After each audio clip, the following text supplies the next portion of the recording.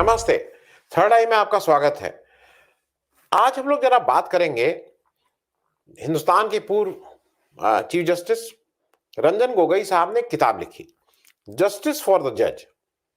ये किताब 2 दिन पहले पब्लिक डोमेन में आई, उसका एक बड़ा लॉन्च हुआ दिल्ली में, और फिर वो कुछ चैनल पे आके उन्होंने इसका इंटरव्यू भी दिया।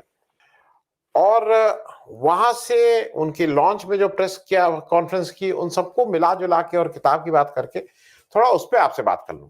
लेकिन उसके पहले एक मोदी जी ने जो किसान कानून वापस लिए हैं, उनसे एक हमारे किसान जो वहां पे सिंधु बॉर्डर पे बैठे हुए थे, वो इतने प्रभावित हुए हैं उनके स्वच्छता वाले अभियान से।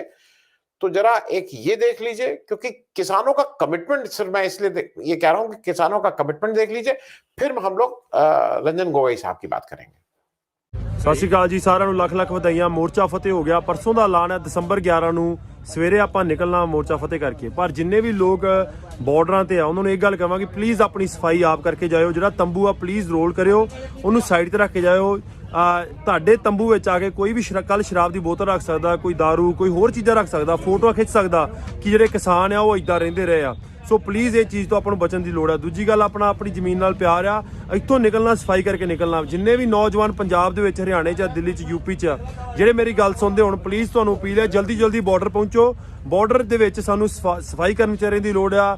ਸਾਡੀ ਹੈਲਪ ਕਰੋ। ਆਪਾਂ ਸਫਾਈ ਸਮੇਟਣਾ ਵਾ, ਸਾਰਾ ਕੁਝ ਸਾਫ਼ ਸੁਥਰਾ ਕਰਕੇ ਫਿਰ ਆਪਾਂ ਵਾਪਸ ਜਾਈਏ।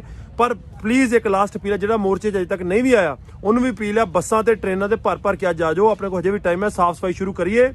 ਆਪਣੇ ਜਿੰਨੇ ਵੀ ਤੰਬੂ ਆ ਉਹਨਾਂ ਨੂੰ ਸਾਫ਼ ਸਾਈਡ ਤੇ ਰੱਖ ਕੇ पूरी जमीन साफ करके फिर आप घरों जाना। वाहिगुरू जी का खालसा, वाहिगुरू जी की फतेह। रंजन गोगोई साहब ने अपनी इस किताब में बहुत से इश्यूज टच किए हैं और उसको फिर प्रेस कॉन्फ्रेंस में बेबाकी से बताया भी है। मैं शुरू में ही ये कह दूं कि ये एक अच्छी बात है कि कम से कम उन्होंने किताब लिखने की हिम्मत की और प्रेस के सामने आके बात करने की हिम्मत की, क्योंकि ज्यादातर लोग, उन्होंने मन की बात नहीं की, उन्होंने द्विपक्षीय बात करने की कोशिश की। वो जितना अच्छा बुरा जो भी है वो अब हम लोगों को करना है, लेकिन मैं उसी के मद्देनजर इस पे अपनी रिएक्शन दे रहा हूं। सबसे पहले जो उनके पीछे जो बुरी तरह से चिपका था, वो sexual harassment case Ranjan Gogoi साहब के ऊपर चिपका था। जब वो चीफ जस्टिस ऑफ इंडिया बने थे, तो उस समय एक महिला थी जिन्होंने इनके ऊपर यौन शोषण का आरोप लगाया था।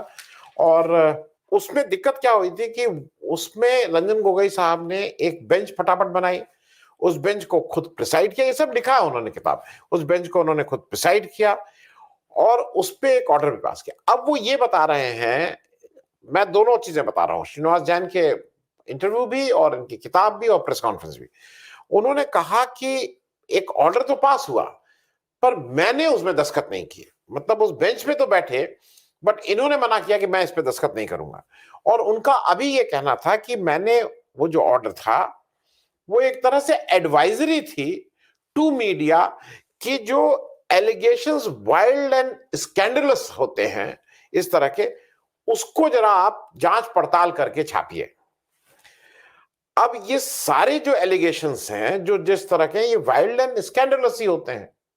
कभी घूस पकड़ा गया हो, चाहे महिला का मामला हो, ये तो होंगे। तो क्या बिना जांच के मीडिया के पास इस तरह का कोई इंस्ट्रूमेंट होता है क्या, कि जहां पे वो पहले ये कर ले और फिर रिस्ट्रेन करें और फिर लिखे या ना लिखे? कई बार इस तरह के मामलों को जब उठाया जाता है तभी उसकी सच्चाई खुलती है। क्योंकि एक चीज और ये है कि ये आपने उस दिन कह रहे हैं कि हमारा इसमें, हमने तो मीडिया के लिए किया था। अरे भाई, आप उस समय जब बेंच में बैठे थे, आप मीडिया के लिए बैठे थे कि आप विक्टिम के लिए बैठे थे? विक्टिम की अपील आई थी, आप उसको सुन रहे थे कि आप मीडिया की बात सुन रहे थे? तो इसका विक्टिम से क्या लेना देना? विक्टिम ने एक अपनी अर्जी दी थी, उसकी एक समस्या थी, आपको उस पर जवाब देना चाहिए था, आपने उस पर नहीं किया। अब आप ये कह रहे हैं कि उसमें कोई इफेक्टिव ऑर्डर नहीं पास किया था। फिर आप ये भी समझा रहे हैं गोगोई साहब कि उसमें कुछ चीजों के प्रश्न नहीं देना, उनका मैं इफेक्टिव ऑर्डर नहीं दिया था। लेकिन ये भी याद रखा जाए कि वो जो 3 जज थे वो इनके मातहत थे। उन जजों के पास 3 या 2 जज जो भी थे, और उसके बाद 3 अपीयरेंस के बाद उस महिला ने अपनी अपीयरेंस आने से मना कर दिया। उसने कहा मेरा वकील में नहीं मेरे साथ जा पाता है, तो उसको फेयर ट्रायल नहीं मिला था, ये जग जाहिर है। अब एक चीज और है, एक इंपॉर्टेंट चीज ये है कि उस समय जो गोगोई साहब ने स्वयं को और उस पूरी सुप्रीम कोर्ट की जो बेंच बैठी थी, जब ये हट भी गए थे, 2 भी बेंच थी, उसने कहा था कि गोगोई साहब गलत नहीं है और महिला को सस्पेंड कर दिया गया था, तो इसका मतलब महिला गलत थी। फिर जब नेक्स्ट चीफ जस्टिस आए, उन्होंने उस महिला को रीइंस्टेट कर दिया और उन्होंने उसको क्लीन चिट दे दी कि ये महिला गलत नहीं है। तो अगर जस्टिस गोगोई या तो गलत है, महिला सही है, या महिला गलत है, जस्टिस गोगोई सही है, ये गोरख धंधा भी और ये किस तरह के इस तरह ऑर्डर आप दे देते हैं, ये भी एक सोचने का विषय है।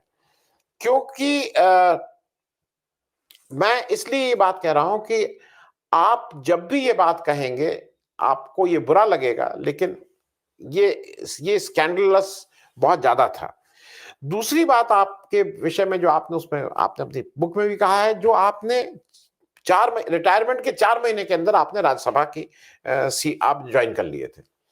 अब आप स्टैंड ये ले रहे हैं गोगोई साहब, आप ये कह रहे हैं कि भाई मुझे तो प्रेसिडेंट ने नॉमिनेट किया था, तो मैंने तो सोचा ही नहीं, प्रेसिडेंट का आया तो आप नहीं करेंगे क्या? गोगोई साहब, प्रेसिडेंट क्या अपने मन से भेजता है कि गवर्नमेंट के एडवाइस पे भेजता है? ये तो आपको पता ही होगा, इसको बताने की जरूरत नहीं। तो जब प्रेसिडेंट का आया तो क्या आपको ये नहीं पता था कि ये सरकार की तरफ से ऑफर आया है? आपको ये भी जानना चाहिए था। दूसरा, ये ऑफर जो प्रेसिडेंट सीधे नॉमिनेट करते हैं, वो राइटर्स, कलाकार, सोशल वर्कर, आपने तो 40 साल आप खुद कह रहे हैं कि आपने या तो वकालत की या जजी की। आपने कौन सा सोशल वर्क, कौन सा आर्ट लिटरेचर, कौन सा ऐसा काम किया म्यूजिक में कि जिसकी वजह से आपको नॉमिनेट कर रहे हैं? आपने इस प्रश्न का जवाब इस किताब में नहीं दिया है। एक दूसरी बात और इंपॉर्टेंट है कि अगर मतलब आपने ये कहा कि जब मुझे अच्छा अगर आपको पता लग गया, आपने कहा कि नहीं, अगर मुझे ये लगता कि इसमें कंट्रोवर्सी होगी तो I would have a second thought. तब तो कंट्रोवर्सी हो गई ना, तो सेकंड थॉट क्या? अभी रिजाइन क्यों नहीं कर दे रहे? इस्तीफा दे दीजिए। अच्छा, इस्तीफा इसलिए भी दे दीजिए क्योंकि इसी इंटरव्यू में बताया कि टोटल 66 या 68 सिटिंग्स हुई हैं जब से आपने ज्वाइन किया है। आप केवल 6 बार गए हैं। आपने स्वीकार भी किया, हाँ मैं 6 बार गया। आपने कहा कि मैं 6 बार इसलिए गया क्योंकि भाई वहां पे कोरोना का प्रकोप है। फिर आपने कहा कि वहां पे आरटीपीसीआर में बड़ी वो कराना पड़ता है। तो भाई आरटीपीसीआर आप क्यों नहीं कराएंगे? आप आरटीपीसीआर क्यों नहीं कराएंगे? फिर आपने कहा कि वहां कोरोना के नॉर्म्स तो हैं लेकिन इन्फोर्स नहीं किए जाते हैं।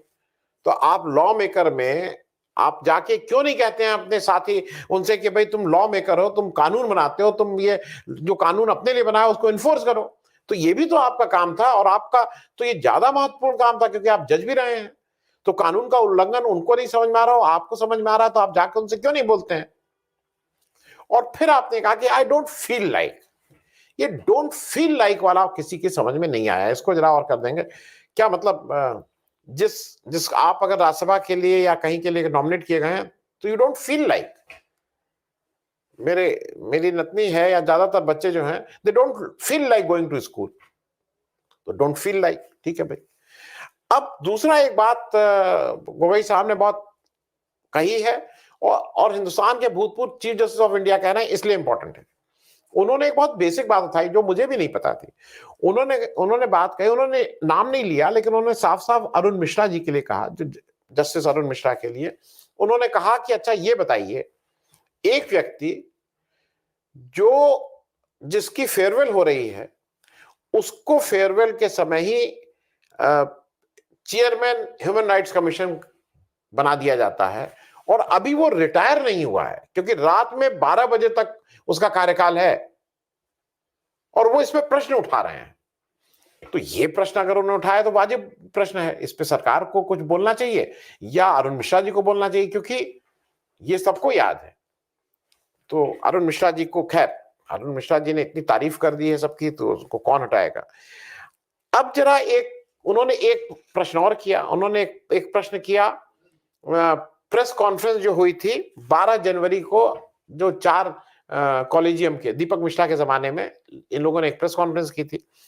अब आज क्योंकि ये कुछ बच्चों जैसे एक्सक्यूज दे रहे हैं, कह रहे हैं जस्टिस चेबेश्वर के यहाँ वो प्रेस कॉन्फ्रेंस उनके घर पे थी, मुझे पता ही नहीं था। हम लोग को बताया गया था कि आपस में बैठ के कुछ प्रेस वालों से बात करेंगे, लेकिन वहां तो प्रेस कॉन्फ्रेंस हो गई। अरे भाई, आप बच्चे थे, अगर आपको ऐसा लग रहा था कि वो आपके विवेक, आपके उससे आपका नहीं होता, तो आप वहां से वापस क्यों नहीं चले आए?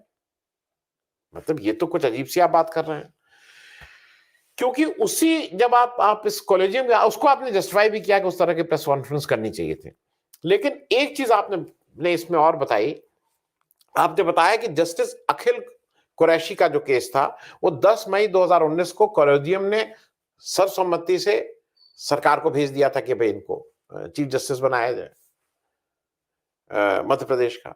फिर आपने लिखा कि 23 अगस्त 2019 को लॉ मिनिस्टर का ऑब्जेक्शन आया कि based on negative perception of orders pass bye justice Qureshi.